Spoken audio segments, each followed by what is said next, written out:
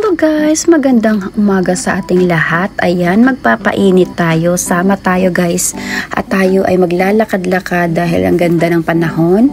At kahit medyo malamig guys, ayan, maglakad-lakad tayo. Itong aking kiddos naman, akin ng sasampo, ilakad-lakad. So ngayon, bago tayo mag-ikot-ikot sa park guys, samahan nyo kami at gayan, bibili muna tayo ng ating baon. Baka tayo ay magutom. So itong anak ko nagrereklamo na talaga siya at gutom na daw siya. Kaya papasok siya sa 7-Eleven. Ayan, nagmamadali na nga guys at kung ano-ano pa kaya ang hahanapin niya dyan. Bibili siya ng pagkain niya. Ayan na, nag-enjoy nga naman siya kakahanap. Pero alam mo ba kung ano yung hinahanap niya lang? Nakakaloka lang tong batang ito kakala mo naman, matandang-matanda na nakakahanap ng kung ano-ano. Tapos isang lollipop lang pala ang gusto niya. So nakakaloka. Yan, magbabaon tayo habang mag-i-enjoy tayo sa park at sa kakaikot natin dito sa lugar namin guys. At gaganda naman ang view dito dahil napakatahimik ng lugar talaga. At ayan nga, hindi pa nga siya natapos sa kakahanap kung ano yung kakainin niya. Naguguluhan siguro yung batang yan. Uy, alam kung anong hindi niya alam kung anong gusto niyang kainin sa dami ng kanyang nakikita. So ito naman tayo guys. Ayan, ang ganda ng kanilang Christmas tree, o diba, nakabongga. Ikaw ba naman ang 7-Eleven ng Japan, bonggang-bongga yan, diba? So ayan, hindi pa rin siya natatapos sa kanyang pag-iikot. Uy, pati ako ay naguguluhan na kung ano yung gusto niya. Yan lang pala, nag-iisa lang palang candy. Nakakalokang bata. At sa gutom naman ako at meron na tong chicken. O diba guys, so ang pinaka-favorite ko guys, ito ay litid ng baka. O ayan guys, dati naming business yan sa Leyte at sa Manila, pero nung maayos pa ang buhay namin. So ayan, magbabayad na tayo guys para makapag-ikot na tayo. Ayun ang aming baon, chicken at yung litid ng baka. At sa anak ko naman is ang candy. At syempre, may kukuha rin tayo na parang sushi o sashimi ba yan? Hindi ko alam, basta nakabalot na kanin, ganon. So dahil nga ayoko nang mag-barya-barya guys, ang ginagamit ko is debit card para wala nang sukli. Uso na ngayon yan at noon pa man uso na talaga, diba guys? Para wala na mga barya-barya pa, ganon. At ayoko talaga ng mga barya guys. So ayan, kumuha na tayo at maglalakad na tayo guys, ayan. So tignan nyo naman ang panahon guys, o diba, nakaka-relax nga naman diba.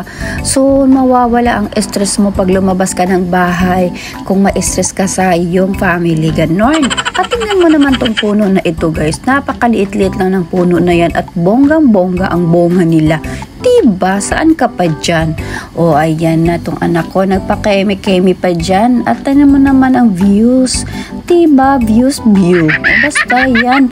O ayan ang kanilang mga palayan. Hindi naman palayan yan. Ang cabbage pa tawag dyan. Napakaganda ng kanilang guys. Ang lalaki pa, no? So ang ganda ng panahon. So lakad-lakad na lang tayo. Itong anak ko hindi talaga napapagod sa kakatakbo-takbo. Hindi na lang siya maglakad ng normal. O ayan si tatay, nag-harvest na ng kanyang gulay. At ito namang anak ko, nakikipag-maritisan pa. So ayan, lakad pa more. O ayan, maya-maya din magugutom din yan. So ayan, dahil gusto niyang umakyat sa bundok ng Tralala o mountain. So ayan naman, takbo-takbo pa siya. Hindi naman siya naglalakad. Ano ba yan anak? Oy? So ayan, nandito na tayo. Nahanap na natin yung ating pwesto kung saan pwede tayong kumain habang naglalakad. O ayan, akit-akit pa siya sa pinaka-mountain ng Tralala o Everest, ganon. So ayan guys, tingnan mo naman ang view guys. O diba, konting bundok-bundok lang naman yan dito sa Japan, pero ang ganda niya. Nakakawala siya ng stress guys. Ayan. So, langhapin lang natin ang masarap na hangin habang naglalaro yung aking kiddos. Ayan, nag-i-enjoy din siya at magpahangin naman tayo habang hindi pa siya nagugutom. Ayan, tayo naman ay mag-exercise at kuhanan lang siya ng video. Ayan, ito na pala ang aming pagkain. Nagutom na siya, kain na tayo guys.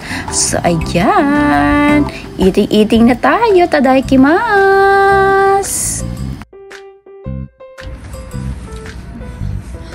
Kayate? Hello!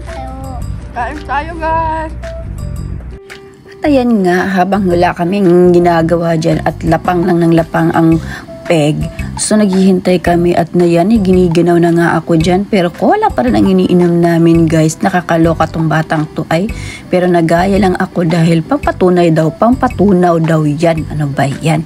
So ayan, dahil malamig ang panahon guys. Ito ng aking kiddos, nakakaloka. Gusto niya pa beauty partner pa, kaloka. O hindi ko nga naubos yung aming kinakain guys. At babaunin ko na lang pag uwi yan. So ayan ang ating vlog for today. Thank you for watching guys. Sana huwag kayong magsawa sa mga videos namin. Bye!